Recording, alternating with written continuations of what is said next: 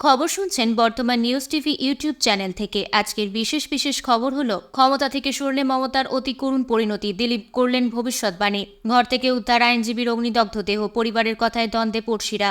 আরজিকরে ভাঙচুরের ঘটনায় 37 জনকে গ্রেপ্তার করল পুলিশ, কি বলছে প্রশাসন? কলকাতা সহ রাজ্যের 23টি জেলায় দুর্যোগের আশঙ্কা, আগামীকাল কেমন থাকবে আবহাওয়া? মামলা চাপা দেওয়ার চেষ্টা হচ্ছে। আরজিকর মামলায় সিবিআই তদন্ত নিয়ে এবার অভিযোগ তৃণমূলের। হাসপাতালে ঢুকে চিকিৎসক নার্সদের মার, গ্রেপ্তার মালদায়ের তৃণমূল নেতা। ডাক্তাররা লালবাজার থেকে বেরোতেই হাজির সিবিআই টিম, হঠাৎ কোন তথ্যের জরুরি সন্ধান? আরজিকর কাণ্ডে মুখ্যমন্ত্রীর বিরুদ্ধে পোস্ট, লেকটাউন থেকে গ্রেপ্তার বিকমের ছাত্রী। সেই অভিশপ্ত রাতে কোন পুলিশ অফিসারের সঙ্গে সন্দীপ ঘোষের কথা? ডেটা কল ডিলিট করেছেন, আজ ফের সিবিআই এর মুখোমুখি। প্রতিদিন সঠিক খবর নিয়মিত শোনার জন্য সাবস্ক্রাইব করুন বর্তমান নিউজ টিভি চ্যানেলটিকে। আসছি বিস্তারিত খবরে। কাল থেকেই লালবাজারে বাড়তি তৎপরতা ছিল। চিকিৎসক কুণাল সরকারদের তলব করা হয়েছিল, তারা হাজিরা দেন। তাদের সঙ্গে কলকাতা মেডিকেল কলেজ থেকে লালবাজার পর্যন্ত মিছিল করে গিয়েছিলেন চিকিৎসকরা। তারা লালবাজার থেকে বেরিয়ে যেতেই সিবিআই এর একটি দল হঠাৎ করে পৌঁছে যায় লালবাজারে। কেন হঠাৎ সিবিআই এর দল লালবাজারে এলো তা নিয়ে প্রশ্ন উঠতে শুরু করেছে। সিবিআই তদন্তভার নেয়ার পরেই কলকাতা পুলিশ সব তথ্য তাদের হাতে দিয়ে দিয়েছিল। এমনকি নির্যাতিতার ডায়েরিও হাতে পেয়েছে তদন্তকারীরা। আরজিকর হাসপাতালে গিয়ে পরপর দুদিন 3D ম্যাপিং করেছে তারা, কিন্তু সেমিনার হল সিল করে না রাখার ফলে একাধিক জুতো এবং হাতের ছাপ সেখানে পাওয়া গিয়েছে। তাতে ঠিক করা খুব মুশকিল কোনটা সঞ্জয়ের পায়ের ছাপ বা অন্য অপরাধীদের পায়ের ছাপ। কয়েকদিন আগে তৃণমূল কংগ্রেস সাংসদ সুখেন্দু শেখর রায় সোশ্যাল মিডিয়ায় কলকাতা পুলিশ কমিশনার বিনীত গোয়েলের গ্রেপ্তারির দাবি করেছিলেন। তিনি বলেছিলেন, বিনীত গোয়েলকে গ্রেপ্তার করে জেরা করা উচিত সিবিআই এর। কেন এত বড় ঘটনাকে আত্মহত্যা বলে চালানো হলো, কে বা কারা রয়েছে এই ঘটনার নেপথ্যে, প্রশ্ন করেছিলেন তিনি। প্রতিবাদে উত্তাল গোটা দেশ। আরজিকরের ঘটনায় পথে সব পক্ষ।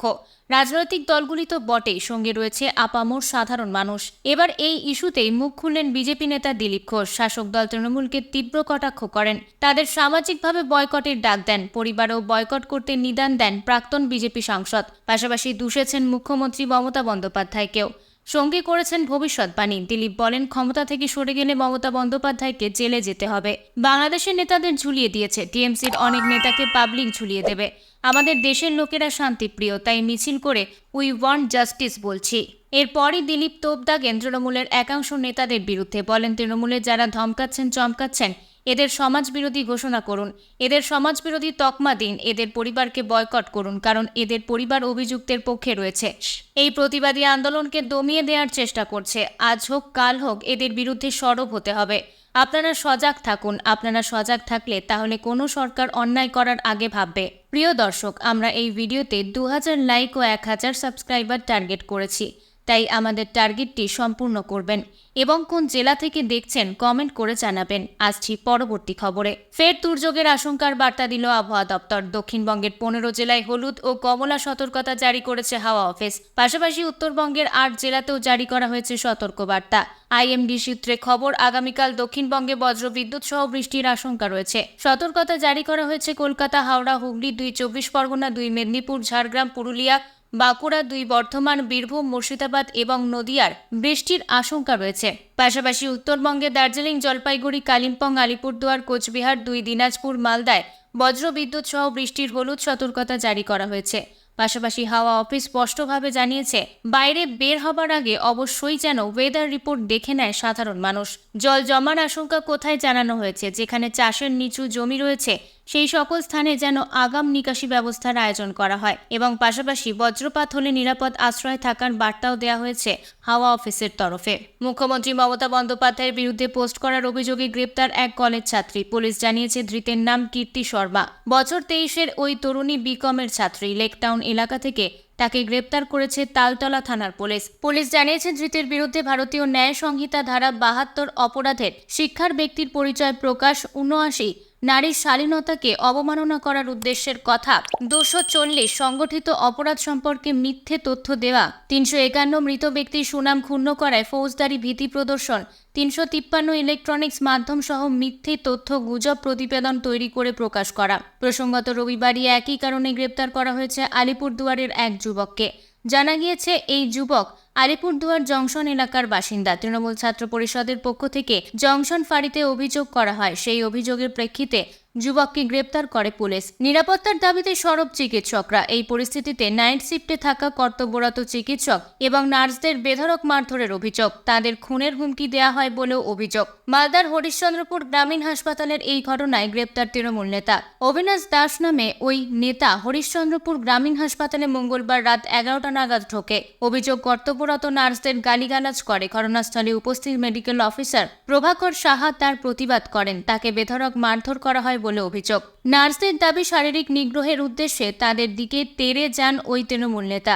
যদিও সেখানে উপস্থিত চিকিৎসক এবং জিডিএ কর্মীরা ওই নেতাকে আটকে দেন।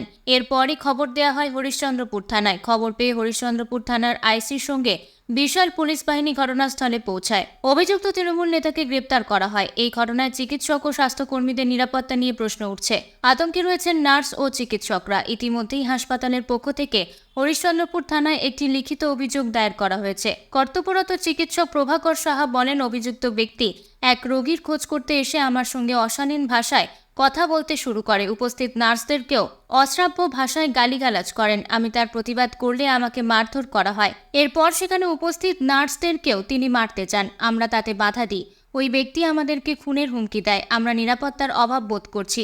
অবিনাশ দাস নামে ওই তৃণমূল নেতাকে হরিশ্চন্দ্রপুরের বিধায়ক তাজমুল হোসেনের সঙ্গে আরজিকর কাণ্ডের প্রতিবাদ মিছিলে হাঁটতেও দেখা গিয়েছিল। মুখ্যমন্ত্রী মমতা বন্দ্যোপাধ্যায় জানিয়েছিলেন, যদি কলকাতা পুলিশ 18ই আগস্টের মধ্যে তদন্তের দিশা দেখাতে না পারে তাহলে মামলা তুলে দেওয়া হবে সিবিআই এর হাতে। এই কথা তিনি নির্যাতিতার বাড়ি গিয়ে তার মা বাবাকেও বলে এসেছিলেন। কিন্তু পরের দিনই নির্যাতিতার মা বাবা হাইকোর্টের দ্বারস্থ হন এবং আদালত মামলার দায়িত্ব সিবিআই এর হাতে তুলে দেয়। কখনো মুখ্যমন্ত্রীর দেওয়া সময়সীমা শেষ হতে 5 দিন বাকি। 5 দিন পরও সিবিআই কোনো দিশা দেখাতে পারেনি। এবার এমনটাই অভিযোগ করছে তৃণমূল। কেন 5 দিন সময়ও তদন্তের অগ্রগতি নিয়ে তথ্য সামনে আসবে না? সেই প্রশ্ন তুলে তৃণমূল দাবি করেছে, সিবিআইকে এই মামলার আপডেট দিতে হবে। আরজি করে চিকিৎসকের ধর্ষণ ও খুনের ঘটনার দায়িত্ব হাতে পাওয়ার পর থেকে সিবিআই আধিকারিকরা নির্যাতিতার বাড়ি গিয়েছেন। তারা একাধিকবার আরজিকর ঘটনাস্থলে গিয়েছেন। তদন্তকারী আধিকারিকরা সঞ্জয় রায়ের সঙ্গে সম্পর্কিত একাধিক জায়গায় গিয়েছেন। এখনো পর্যন্ত তারা আরজিকরের প্রাক্তন অধ্যক্ষ সন্দীপ ঘোষকে পরপর 4 দিন ধরে জেরা করেছেন। প্রসঙ্গত, এদিন তাকে জিজ্ঞাসাবাদের 4র্থ দিন। সিবিআই এর ডাকে সন্দীপ ঘোষ সিজিও কমপ্লেক্সে হাজিরা দিয়েছেন।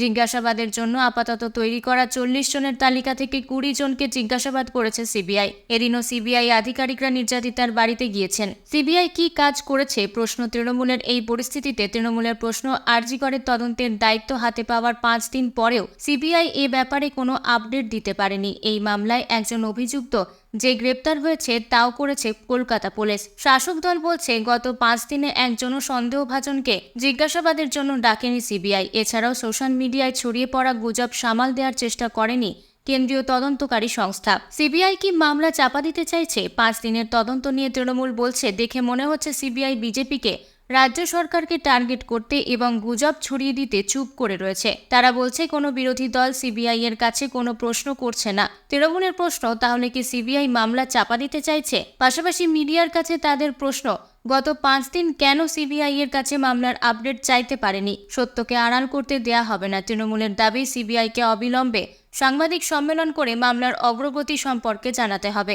বিজেপিকে রাজনৈতিক সুবিধা পাইয়ে দিতে এই মামলা চাপা দিতে এবং সত্যকে আড়াল করতে দেয়া হবে না বলেও জানিয়েছে তৃণমূল কংগ্রেস। আরজিকর হাসপাতালে জরুরি বিভাগ সহ অন্যান্য জায়গায় ভাঙচুর চালায় উন্মত্ত জনতা। সেই ঘটনায় ধরপাকড় চালাচ্ছে পুলিশ। শেষ পাওয়া খবর পর্যন্ত ওই ঘটনায় 37 জন গ্রেপ্তার হয়েছে। বৃহস্পতিবার রাতে 7,000 বহিরাগত আরজিকর হাসপাতালের আশেপাশে হঠাৎ করেই চলে এসেছে, এমন অভিযোগই সামনে এসেছে। পুলিশ কর্মীরা নিজেই আত্মরক্ষার জন্য লুকিয়েছিল হাসপাতালের বিভিন্ন জায়গায়।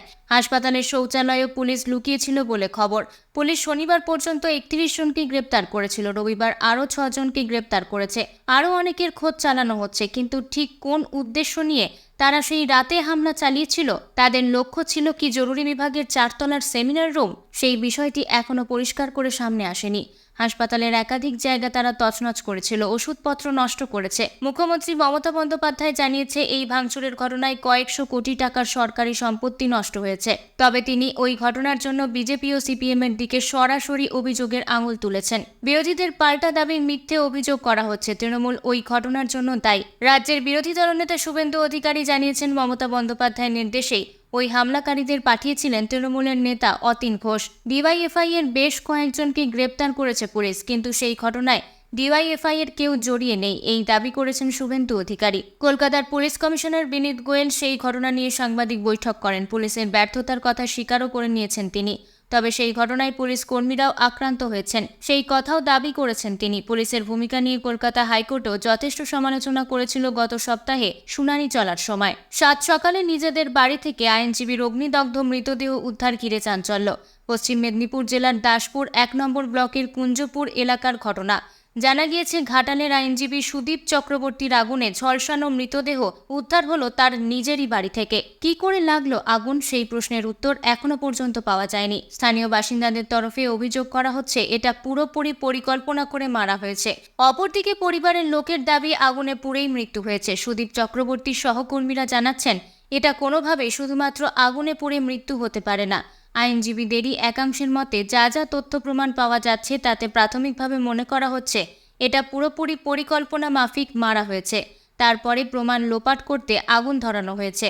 ঘটনাস্থলে পুলিশ গিয়ে দেহটি উদ্ধার করে নিয়ে যান ময়না তদন্তের জন্য। গোটা বিষয়টি খতিয়ে দেখছে পুলিশ। ঘটনাস্থল থেকে তথ্য প্রমাণ সংগ্রহ করছে পুলিশ। পরপর ৪ দিন সিবিআই এর তলবে সোমবারও সিজিও কমপ্লেক্সে হাজিরা দিলেন আরজিকর মেডিকেল কলেজের প্রাক্তন অধ্যক্ষ সন্দীপ ঘোষ। শনিবারের পর রবিবারও তাকে ১৪ ঘন্টা জিজ্ঞাসাবাদ করে সিবিআই। সূত্রের খবর, আরজিকর কাণ্ডের তদন্তে সব মিলিয়ে প্রায় ২০ জনের বয়ান রেকর্ড করা হয়েছে।